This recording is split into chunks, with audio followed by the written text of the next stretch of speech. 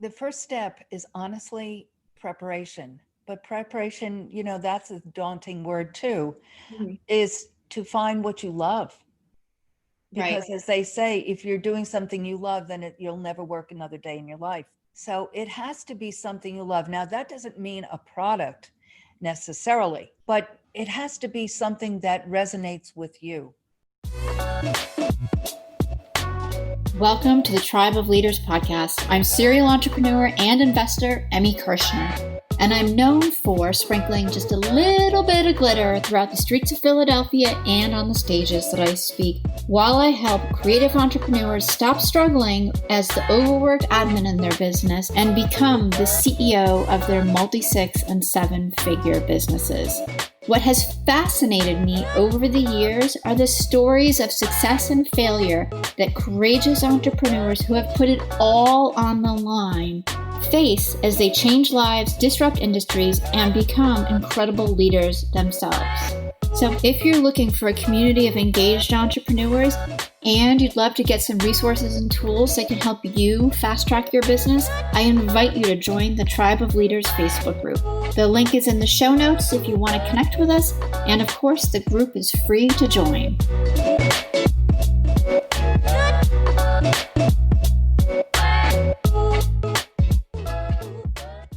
Hey, everybody. On today's show, I am just so inspired by my incredible guest, Megan DiMartino. She is a New York girl who is deep in the heart of Texas. She lives in Austin, which I've been picking her brain when we were getting to know each other because if you all know, my son moved to Austin a couple of weeks ago, so I wanted to know what it was like and being able to hook him up. But Megan has an incredible background. We're going to dive into that in this interview today, where she has started, scaled, sustained, and sold two seven-figure businesses in the skincare and spa industry, which I think is just incredible to do. That is not an easy task. There's tons of competition. She has an incredible book that was released in January 2020, bestseller on Amazon, and her purpose is to help grow teams and help businesses reach their purpose and their passion. So, Megan, welcome and thank you so much for being here. It's truly my pleasure, Emmy, to be with you. Another East Coast girl. Yes, absolutely. I've lived kind of up and down the East Coast, only hopped into Texas, I think twice in Dallas. So Austin is my bucket list of places to go. My son's loving it. So thank you for all your pointers. And I'm curious, what is the weather like today? As it's definitely fallish here in Philly. That is the season I miss the most is the Mhm. fall because it goes from, I don't even want to say summer, just hot Mhm. to kind of not as hot, but warm, then coolish. And even in the coolish, you might get days that are, more like your spring days, Right. in weather. But the attractive thing of the weather is we never have to shovel a driveway or deal with ice and things of that nature. And so with that, it has been, I've been here a long time, deep in the heart of Texas, because in another, I think 3 or 4 years, Uh, I will have lived here as long as I lived in, the New York area. wow. Yeah, in another few years. So, I would say I've gotten used to this, but I do travel a fair amount. I was in the North Carolina beach last week with a very dear friend. Oh, And, awesome. back in the day, I traveled before our change of unprecedented time. I did a fair amount of travel Right, with right. business. So, with that, you always get out and around. And Mhm. I do try to schedule a trip in the fall to the East Coast because I truly love the fall. Yeah, the change in the color of the leaves is incredible. Yeah, I do love that, but the whole snow thing I can do without. So maybe I'll come visit in January. that's the time you Yeah, should come and visit. right. I always say to people from November through really the end of June. Mhm. So think about that. From November through the end of June, it's lovely here. Okay. It's just, I mean, I'm not saying it never gets chilly like in the 30s, but that the next day will be 55. Yeah. So it's just a very nice period of time. So I look forward to this time, but if we could have a little change of color, that would be very special. The fall rainbow. Anyways, Mhm. let's dive into, because I want to hear all about your background and how you got started in the beauty care industry. And I'm particularly fascinated because one of my clients has a med spa right now, and she's mixed that with Reiki, which makes her stand out. But what you've done and what you've accomplished is truly, truly incredible. Well, thank you, Emmy. Well, I come from a long line of creative, I'm going to use the term beauty pioneers. Okay. My grandfather, DiMartino Alberto, was an Italian immigrant, and he came actually at 16 to the USA, to New York. And he came with another family. So he was a true pioneer. Had Wow. a twin. Yeah, he had a twin, and his mom couldn't handle both from a nursing position. So he was wet nursed by this other family, and he got very close with them. And they came to America, and he came with them Wow. in New York City. Yeah, very, I mean, that just that piece itself, if from a DNA position, they were living in the city and obviously not in the uptown area, but he got a job as a young man at a hotel that is where Madison Square Garden is currently. Mhm. And so, according to story, it was a very lovely upscale hotel, and he was a tin cup boy, and which means he was in training. Okay. So he wasn't a barber, but he was a barber in training. So he'd do the shave creams and all, prepare the back end for the Right. barber. But he loved all of it. And he actually enjoyed and was very creative and did the Ziegfeld girls' hair, the bobs, the precision. So Wow. one day he developed a relationship with a gentleman that was very wealthy and lived in Freeport, Long Island, which is really, if with no traffic, probably would take about an hour max out of the city. And Freeport's a very interesting little town. It's right on the docks where the fishing boats go out to the ocean.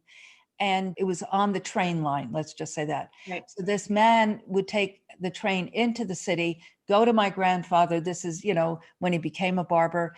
And so they developed a relationship. And this man actually set my grandfather up in business on Railroad Avenue in Freeport. And right. And so my father, obviously, my grandmother, and the two other sons came to Freeport, Long Island. And so my dad grew up in Freeport, and he and his brothers worked in the barber shop to help their dad. And grandpa, over time, evolved that barber shop when straight razor and that type of work became less, more and more men did not do that. And so he evolved it to a salon. Oh, cool. And so my dad observed his father doing perming and styling and nail services. It was like a full service salon. So after the war, my father went to Manhattan College and then went into the service. Mhm. And after the war, he got a job working for a large paper company Mhm. selling many products ostensibly to hospitals. Okay. And one of the products was wet strength tissue, and it was for underbedding. Oh, okay. My father, very creative, observing his dad, said, I bet this would work for perming. Right. Because by this point, this would have been in the 50s, the salon started using a product called mesh, which was a non-woven material, but it was very unsanitary because they would rinse it out and reuse it. Mhm. Back in the day when my grandfather did perming, he would use strips of cloth and wraps, so to speak. So my dad said, I bet this would work for perming, and cut this tissue up, Emmy, brought it to salons in New York City primarily, which was his territory, said, Right. try this. And they said, wow. And they started using this tissue, and was 1/10 the cost. It was disposable, so very sanitary. And so us children, my beauty career literally started packing end wraps in our basement in Freeport, Long Island. What I love is the innovation. Yes, Right? truly. It's Truly. multi-generational. Very much so. We, as children, my father was a very, not only fun, but he was a very, like you said, creative. And so he tied that creativity with activities for us kids. And I was one of four. And so there were a lot of kids, a lot of neighborhood things. So we were very involved in all of that. So New York City became part of my DNA creativity because my father, as I said, his territory at that time was the city. Right. He loved Manhattan. And so we would go into the city all the time. My mom, my dad, my siblings, and we would just traipse all over the place from, lower Manhattan to upper Manhattan. He wasn't a wealthy guy, but, we would eat in a nice restaurant or maybe go to a matinee. So it was a very unique, wonderful childhood growing up. I also was the prodigy, I guess you'd say, of my mom, who was a wonderful seamstress. And if it was a different time, I think she probably would have been a designer. Mhm. But she and I played off each other. And if I had a prom dress to do or purchase, we would never purchase, but we'd go to the pattern store and I'd say, oh, I like that sleeve. I like that back. I'd like that bodice and so forth. And she would get all those patterns and tie them together and we would create together. Oh, have fun. Yes. And so I thought I was going to be a clothing designer. I went to college for fashion merchandising. And the time we are right now reminds me a lot of 1968 when I went to college in Washington, D.C. Okay. And the cool thing to do at that time was to march. Hmm. Did I know why? I mean, yes, the Vietnam War, but it was just, let's go into DuPont Circle, let's go, type of thing. And so it was a very unsettling time for me, meaning that I was very uncomfortable with all that. That was not my foundation purpose, so to speak. I wasn't sure, didn't even know what that was. Right, right. I wanted to have a college experience and become a fashion designer, as I thought. Well, in the field I worked in, or was going to school rather, I had to work in the field. So I got a job in Lord & Taylor in Manhattan in a buyer's training program. And so now this would have been 69 going into 70. Hmm. And worked for a department called Country Clothes, which was, and believe it or not, women didn't wear sports clothes in those days. Right. They did not. They wore dresses, house dresses, and the like. And Yeah. so this was the beginning of really designer sportswear. Coach, Bonnie Cashin, who was the original designer of Coach, we carried Coach, Lily Pulitzer, Aquascutum raincoats, just high-end designer type of sportswear. And the buyer, Mrs. Peppard, took a fancy to me and said, I never shared that I didn't want to go back to DC. I Right. just was so enthralled with what I was doing. And she said, why don't you stay with me and go to FIT at night, and which is Fast Institute of Technology. And, you don't need to go back there type thing. And so I didn't. And I stayed with Mrs. Peppard for several years. And then she retired. And I went to Bloomingdale's and worked in the buying office of cosmetics. Now, during this season, I got married and I Okay. was commuting to Westchester County initially and to Bloomingdale's. And then we bought a home in Ridgefield, Connecticut, Oh, which wow. is about, I don't know, maybe an hour, let's say, from Okay. Stamford, Connecticut, where a Bloomingdale's branch was. And at that time, they were bringing in a line to Bloomingdale's from London called Biba. And Biba was a real person. She was actually, the line itself was featured in Freddie Mercury's movie Queen a couple of Right. years ago. Right. And Mary was his girlfriend and then subsequent wife for a while. But there was a scene where he was in Biba. So Uh-huh. Biba was a very well-known fashion designer, but also had a cosmetic line. And so Bloomingdale's partnered up with Biba and brought the cosmetic piece into the Bloomies store, Mhm. but marketed it in the junior department. So that was very revolutionary. Right. Hey, it's very common to have some things in the other departments, but to not be on the main floor and not be in the mainstream cosmetics was very revolutionary. But it was also introducing darker colors because, quite frankly, women, I said about sportswear, but women wore maybe a red lip, but pastels basically. Hmm. And so this was, the plums and the darker colors. And so I was trained by the makeup artist team from London. And they asked me if I was interested, because they knew I had moved to Connecticut and I was struggling with that. And they asked if I was interested in spearheading the Biba counter in the junior department. So by this point, I'm about 23. And I said, for sure, you know. And so I was the co-manager of that department in the junior department. And I'll never forget, one day I was working. Oh, and by the way, we had a uniform and it was bell bottoms, a ruffled shirt. I had long hair, you know. Right. And one day I remember Don McLean's Bye Bye American Pie playing in the background. And I had this epiphany. I said, someday I'm going to create something like this. So forget the fashion. It took a left turn over to that. Now, what that was, what this was, I didn't know. But I knew the word create, it just so resonated in my spirit. As my dad, now I don't remember my grandfather. Those are all anecdotal stories. But my father, by the way, I'll share this one little piece. Right. He decided he was going to do treated NRAPs, balsam treated NRAPs.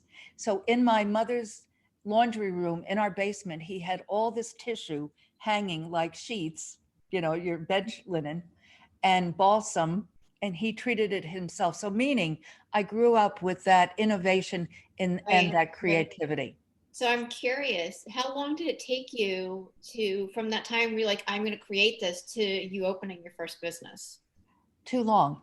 I think every entrepreneur says that. But, and this is a very important piece to what you just said about every entrepreneur, but the piece of this right here is that everything builds to the next. Right. Everything. Right. Because what then happened, and this is very, very pivotal. I mean, I was loving it. I was loving what I was doing. I did have a child at this point, and then I decided to have a second child. And so in 75, I gave birth to my second child. Okay. So here I'm living in Ridgefield, Connecticut, 15 miles from downtown. And my husband and I had one car. He worked for IBM. And so he was in a carpool. So I did have a car, you know, occasionally, but I didn't have that. I had two children now and didn't have that freedom of mobility.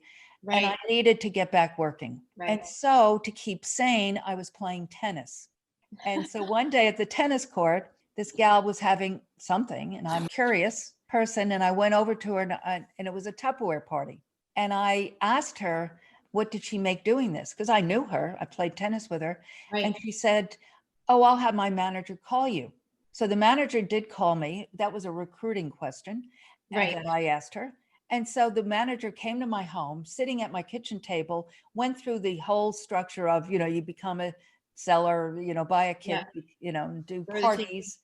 And then she said very, very casually that managers like she receive a Ford LTD station wagon like the one in my driveway. And I was like, okay, how do you do that? How do you get that? And she very patronizingly said, well, you'll find that out. And I said, no, no, no.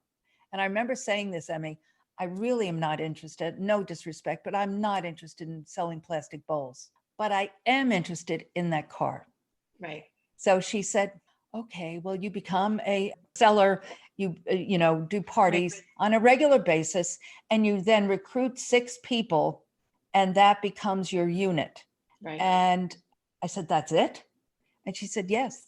And I said, well, then I will do this. So I scraped together the $40 for the kit. And I, from that moment, and listen to this, folks, from that moment, I started recruiting these 6 people. Wow. And in 6 months, I was a manager. And the unit was called the Megaphones. So we were not the largest in bodies unit, but we were one of the top 4 units in sales. And this second epiphany, first was someday I'm going to create. The second epiphany was that I'm only 26. Right. And the second epiphany was that I recruited people that were solid. It wasn't about numbers. It was about people that needed I would engage with them and help them figure out their why, and then help put a plan together and help them be successful in that why. It could be helping the sons college tuition, with the college tuition. It could be a myriad of things, but the bottom line is I built a team. Right. And quickly. Yes. But 6 months is for that type of business is really fast. So I was with Tupperware for about almost 3 years. Mhm. And so during that 3 year period is when I built and built and built and really discovered that is my purpose. It really is. It's about helping people, building teams and helping people work together, not Right. against each other, Right. and then actualize their own successes. And so from that place, and if I had not had that experience, I would not have had the success in these other businesses, would not have.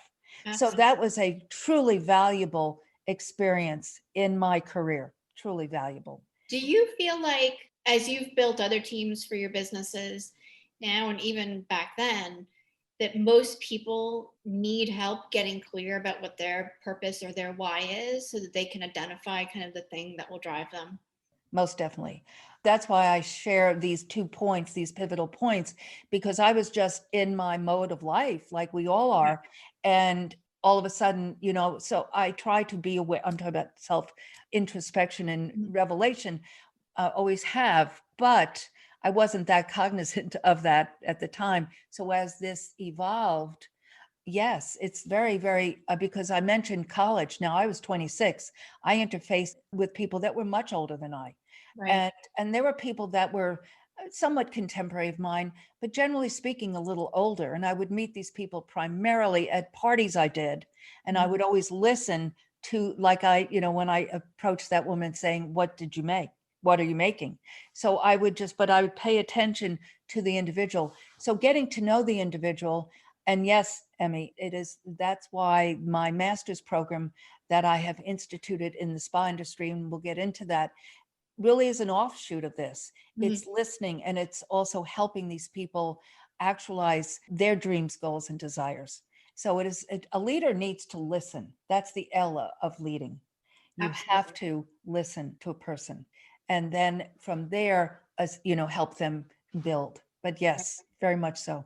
For me as a coach, listening isn't just hearing about what's said. Sometimes it's about hearing what's not said. Do you feel that way too? Absolutely. It's that, quiet, the word it comes to me is desperation, but it's Mhm. really not desperation. It's they're just not clear. And Right. it's helping identify that clarity of what do you really want? Where do you want to go? Where do you want to be in 2 years? Where do you want to be in 5 years? What do you want?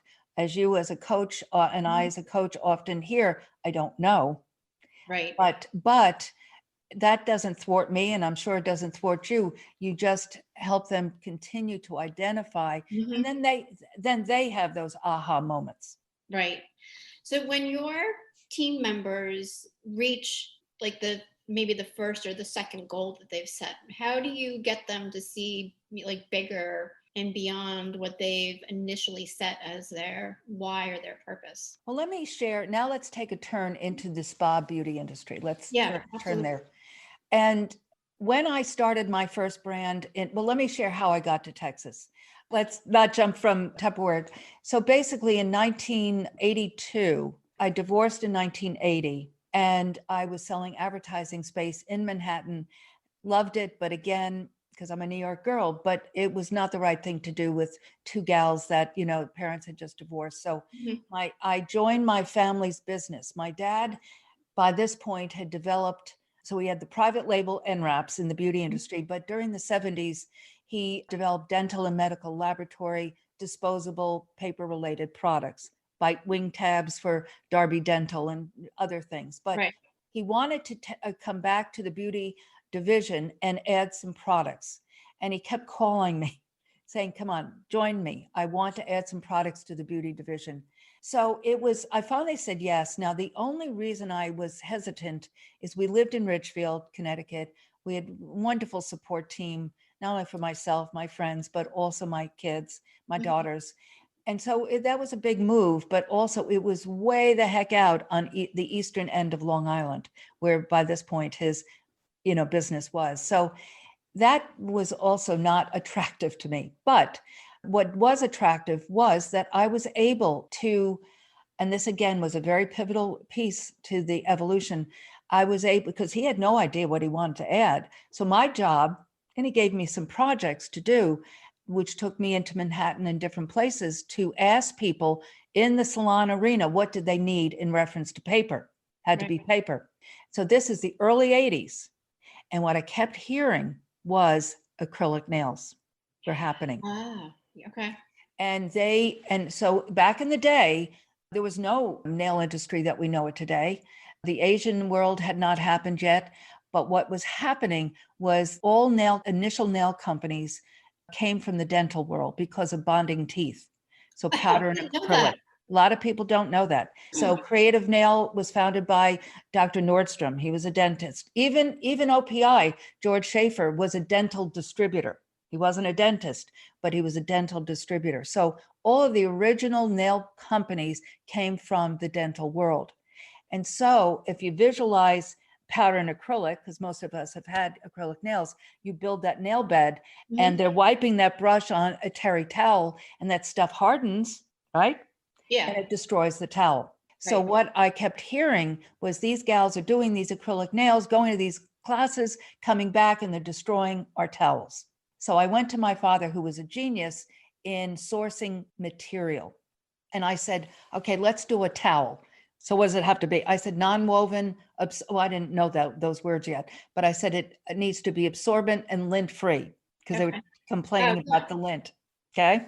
So we put together the original nail towel for the industry called the table towel. So what I said just there is key because I was able to do R&D, development, packaging, marketing, and taking it to market and then selling it. So I learned all of that by doing that towel and then subsequent products that I would be out in the market and say, okay, Dad, let's try this, let's try that. And we put together many different things.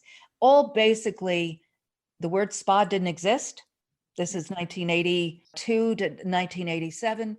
It didn't exist. Salons that started doing nails, giving you a little history here, called themselves full service salons. You might remember that. Yeah. And so, but that term was used, a full service salon, not a day spa, didn't exist yet. If you think about spa, basically we come from the Northeast, but Midwest never experienced it. Not, but like Red Door, Elizabeth Arden on Fifth Avenue, Georgette Klinger, they were spas, but they were European oriented because who were the estheticians? They were people that came over from Europe, i.e. Russians and the like. So they were trained in Europe, so had great skill set and came here and started working for those high-end spas. Could be a destination location as well. Right. So the spa thing that we know today technically evolved from the nail industry, technically, and the aesthetic licensing in the United States really did not happen until the mid-90s. Now, I was approached by Alcon Laboratories, which is in Fort Worth, Texas, that is owned by the Nestle Corporation, which manufactures products for the ophthalmologist and the dermatologist. So the Nestle Corporation is, international company. Right. And so they had acquired a small lab that had a hair care line that was NDC coded. That stands for National Drug Code. So they were all, not very glamorous products, let's just say that. Right. But they were for serious scalp problems like Nioxin or Rogaine and things like that. But they wanted to repackage and reposition the line. So they recruited me, and it was a good time for me because my father was about to retire or spend more time in Florida. And my brother was working with my dad for maybe 10 years by that point. But my father was really my team buddy, Right. And so I felt it was a good time. He thought it was a good time too. And so I packed the wagon train and moved west. My older daughter was finishing high school. She was a senior.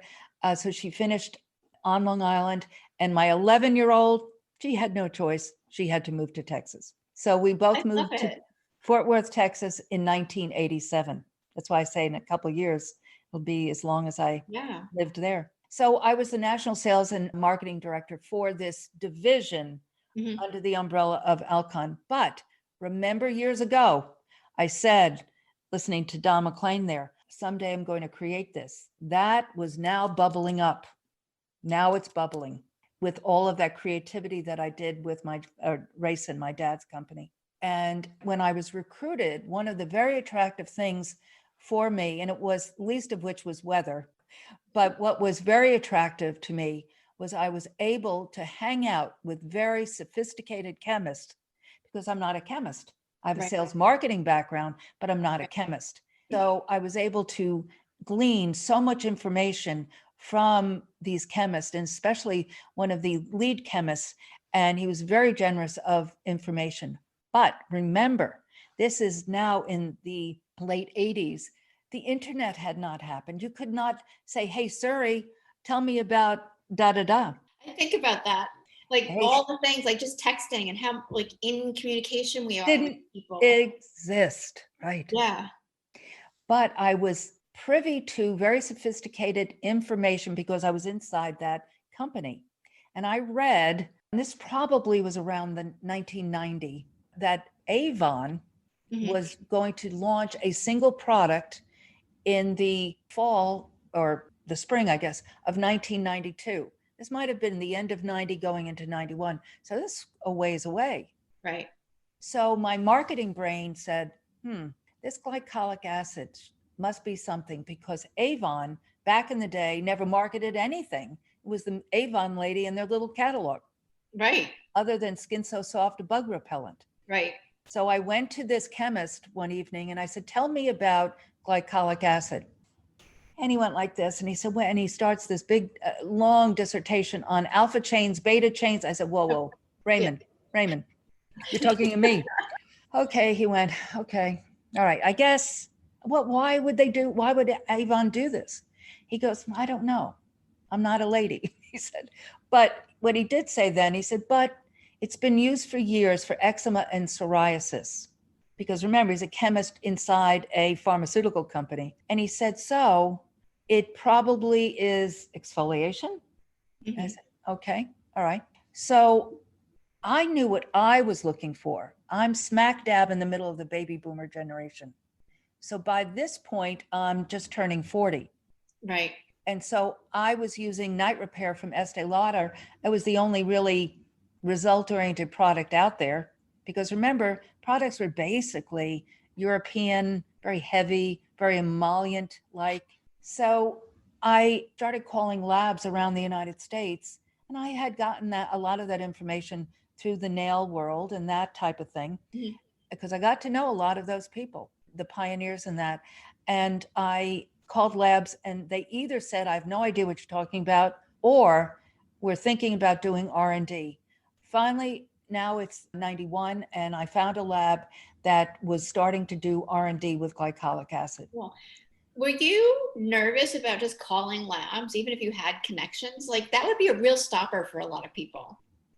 Someone brought this up just yesterday in a mastermind that I'm in. And the woman who brought this up is a very, very talented woman, very successful, but she's the right hand. I don't mean but she's the right hand to a very well-known influencer. And she is struggling with that piece, what you just said there. She's comfortable being behind the scenes, right, but not stepping out. Right. And I would answer that question this way. My mother, many years later, said to my dad, because they never invested any money in my first brand, he said, Meg, this is too dangerous. You need to come back to New York and, get a good job. Right. Get a good job. But my mom said years later, Ray, she's more like you than any of our children. I know that it's how I'm made up.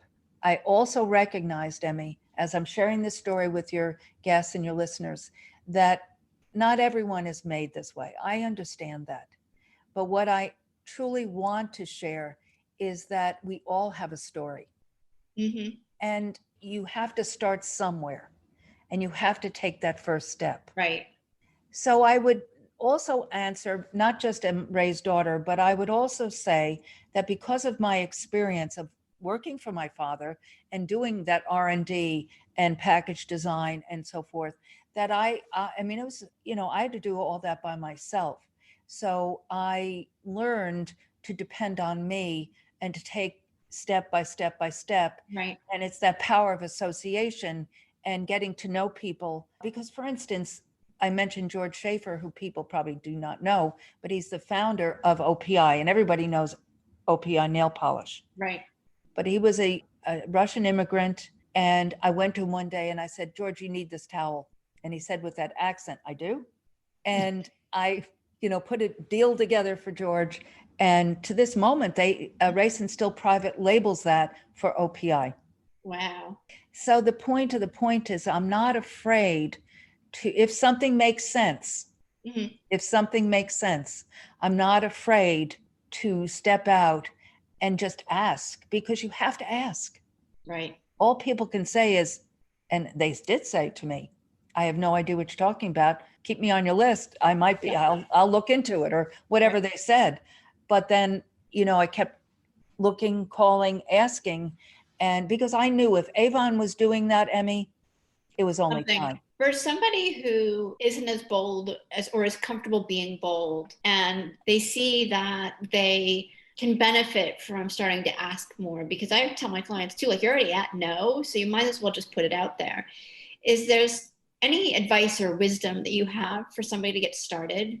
The first step is honestly preparation. But preparation, that's a daunting word too, is to find what you love. Because as they say, if you're doing something you love, then you'll never work another day in your life. So it has to be something you love. Now, that doesn't mean a product necessarily, but it has to be something that resonates with you. Over the years, I've done hundreds and hundreds of classes through these wholesale distributors that used to buy the products. And I would keynote at the spa shows and then interface with people. And one of the things I would say, honestly, I'm talking about in our line of work, but this is applicable to sales. If you do not like people, you're in the wrong business. So you have to analyze what is your strong suit, what you love, because everything begins with an idea, but it is definitiveness of purpose.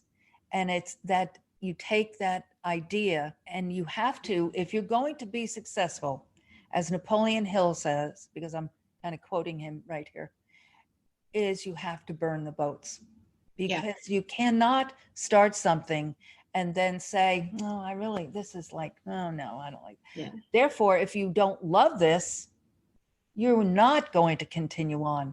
Therefore, you're going to waffle and you're going to start this and no, maybe not. And then go over there and start that. You have to identify what you love. And again, I'm not a financial planner, for instance. But a financial planner has to use all of these skill sets. You have to build a base of business. Then you use your tools that you have.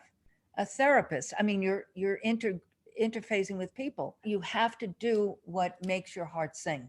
So agree with that. And it's what I've taught my kids, and they're now pursuing both of their dreams.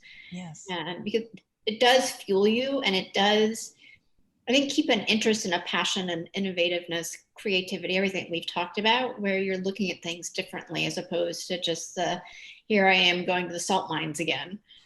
Exactly. And does not mean that people, for instance, we talked a bit about teams, and I'm going to make it left turn here in the spa world, because when I launched Glycolique, my first brand based on glycolic acid, so truly a pioneer in the alpha hydroxy glycolic acid, but most importantly, result-oriented skincare. Okay, people saw a difference. That's why Avon launched that product April of '92, and for the first 4 months was the most single product launch of their 130 years now, maybe more. And I'm saying it's still the most successful single product launch. Why? Because people saw a difference. Right. Okay. Right. So when I was introducing, so I wasn't just introducing products, Emmy, I was introducing a whole new category in the beauty industry. Because when I left Alcon, someday I'm going to create. I didn't say someday I'm going to create my own. It was having my own business. It was about creativity. So when I was working on projects and products for Alcon, for my boss and team, I did a storyboard on a skincare line based on hyaluronic acid, because hyaluronic acid was initially developed for eye surgery to keep the eye moist. Oh, okay. Exactly. It holds 1,000 times its weight in water. I mean, we were so ahead of our time, it was silly. But I did a whole storyboard on this skincare component of this hair care line. And my boss actually said, and this is probably a 90, skincare doesn't sell. But he's kicking himself now. Well, years later, he called me and said, do you want to do something with me? No, John, that's okay. But he actually said, but in all fairness to him, again, back to what I said, spas didn't exist. Skincare hadn't happened. The reason it had not happened is the baby boomer had not gotten old enough yet to drive it. And ingredients, result-oriented ingredients had not happened yet. Yeah. And that's why glycolic acid was so pivotal, because it's a chemical exfoliant, and you see a difference very quickly. Right. In tone, texture, color, hydration, and so forth of your skin. Oh, yeah, great stuff. So, but I then had to market it that it was only one SKU, one product, because the distributor salespeople, they didn't know how to sell this stuff. Right. But I had worked long enough with them to understand their mentality, and also then to sell into a salon who wasn't doing skincare. So it had to be personal for them. You see, Right. I really helped the spa structure happen in the industry. So with that, I interfaced with many salons, and I was working with the owner and or the manager, and helping train their staff and identifying who might do skincare in the salon and all that. And what I saw in that, again, back to team and building that team working together, because at that time, the lease space thing hadn't happened yet, where they lease their own area in the salon. That had not happened. So these people were employees. So I started building teams and analyzing who was there and what their strong suits were, and helping them raise up. Right. So then that helped me when I opened my own spa in 2005. Okay. Now, along the line, I got my own aesthetic license in the state of Texas in 1991 when I was putting Glycolique together. But in those days, it was 250 hours, and I went to a school in Dallas that had no instructor. Okay. And there's a point of sharing that I'll bring it later. But when I opened my spa, again, it was in Georgetown, Texas, which is about 20 miles north of Austin. So it's a bedroom community of Austin. Always had in the business plan to do medical. Okay. The market wasn't strong enough. And then the economy started getting wobbly, and then personal things. My husband became ill, and there were things, but I always knew I was going to add it. But the products were the centrifugal force. And so I call it Novita, new birth, new life, always something new. So my job is to see what is out there, what's current, what stays in or is a scope of license, and then train the staff. Okay. Now, what I also saw is, and this now takes it back to what you asked earlier, these women didn't really know what they wanted. They really had, I'm talking about the employees. Right. And they just wanted to make money. So I ended up putting what I call the master's program together. And the master's program is where I hire from the schools. So they're newly licensed, fresh, and that they're the valedictorians. So they showed up, they were there, they participated. When I interviewed them, Emmy, I said, if you're interested in working with us, I have what's called the master's program, and you have to commit to at least 6 months where you're not working in the room. You'll be paid hourly, but you'll start off as a spa coordinator. You'll learn the business. You'll learn all of the business. You'll learn, how to speak to clients, how to build relationships, all of what is so important for your success. And then during this 6-month period, you will be then trained in the protocols and the treatment services. So, as time went on, they would put their finger, I'd get them in the room and so forth. Right. But I never had one person, not one, who signed on the dotted line, technically, yes, committed to that. Not one person said, boy, this is a waste of time. Oh, I can't even imagine. Like, it sounds amazing. They all said within a month, said, wow, I didn't have any idea how little I knew. Yeah. So it helps them identify their why. So in the business, the spa, Mhm. which I call a hybrid because it's luxury day spa, clinical, medical, and wellness. Okay. There are some folks that don't want to do medical. They Right. don't. They've identified that. The ones that do, they have to work in the room for a touch, as I say, 200 faces to get to know the skin, and then get the, in every state's licensing is different. Mhm. So in Texas, they get their LSO, it's called laser safety officer training, 40 hours. I would never hire someone out of school to do laser work, never, because they have to know the skin. And you only know that by doing. Right. So in this master's program, there are people that have gone on and have done their own businesses. Mhm. They've moved and they've started their own businesses. I hear from them all the time. We're colleagues, but there are people that don't want to start their own business, that love working in the team and working in the structure. Right. But as I said, Novita, which means in Italian, new birth, new life, that is what it means. And I say always something new. That's my promise. So they knew and know that I would bring things that would keep it fresh and alive for them, as well as our clients. And so it is absolutely imperative. And back to your friend, as you shared earlier, Yeah. that has a medical wellness spa, she's biohacking. She's paying attention to what's going on there Mhm. out in the world. And so it's so key and critical in any industry to stay current, to continue education and having a coach and Yeah. having a mentor, having a mastermind. It's all important. You cannot do it alone. You cannot. Absolutely not. And I've said this in other episodes, and I say this all the time, but having somebody outside of you to help you grow is going to help you identify your blind spots faster. That's right. Yeah. Exactly. Yeah. Very much so. Very I much so. feel like we could chat for like hours. I mean, your background and your story is fascinating, and we're gonna have to wrap up pretty soon. I know you have a really cool gift for all of our listeners, so can you share that with everybody? Absolutely. I mentioned my husband and I mentioned illness, and he did pass away September of 2011. Mhm. And the evening, going into the morning, the dawning, the backyard was full of white butterflies, full.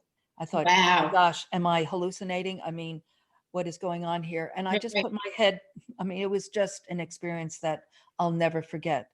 And I put my head down on the kitchen table and I said, Father, what are you trying to say to me? What is this? And I heard in my spirit, share your story. Mhm. What did that mean? Tonight? My life story? What does that mean? Right. So over the years, about 7, I journaled as I always did, but that was in the back of my head. And I started writing a course for the industry, and Mhm. it will be on my websites by the end of the year. It's called the Okay. $1 Million Spa Masters Program. But I started working on it the end of last year. And I just knew in my spirit I needed to go back. I had written an outline for the story, so to speak, in 17. And I knew I had to complete that. So I buckled down and finished it and launched it in December. And it went to #1 on Amazon on January 4th, which is my mom's birthday. Oh, congratulations. So, Amazing. and so essentially it's my story. Right. It's very anecdotal, and the title is Hope and Possibilities Just Over the Horizon. It's never too early or too late to create the life of your dreams. So during the lockdown, it's on Kindle, it is, but I said, I'm going to put this on my website for free so people can have it and have some hope, because I've been through a lot. I've shared the fun stuff, Mhm. but there are a lot of pandemics and tsunamis in the story. Right.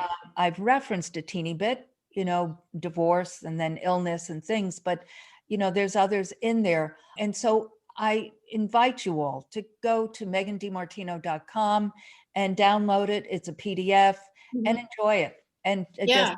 let me know what you think. Absolutely. And we're going to have the link to your website so that they can download it for free in the show notes. Great.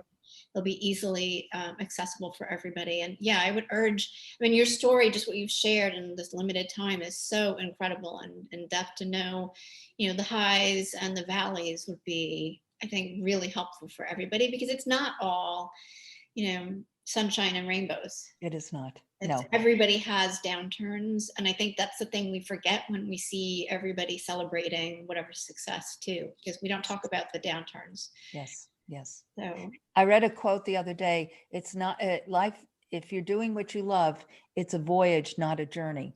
Yeah. So it's like, and so I even through the negatives have stayed focused on, again, my why and identifying it, helping others and creating. Those are the two things together that I was very blessed to identify very early on. Yeah, absolutely. Absolutely.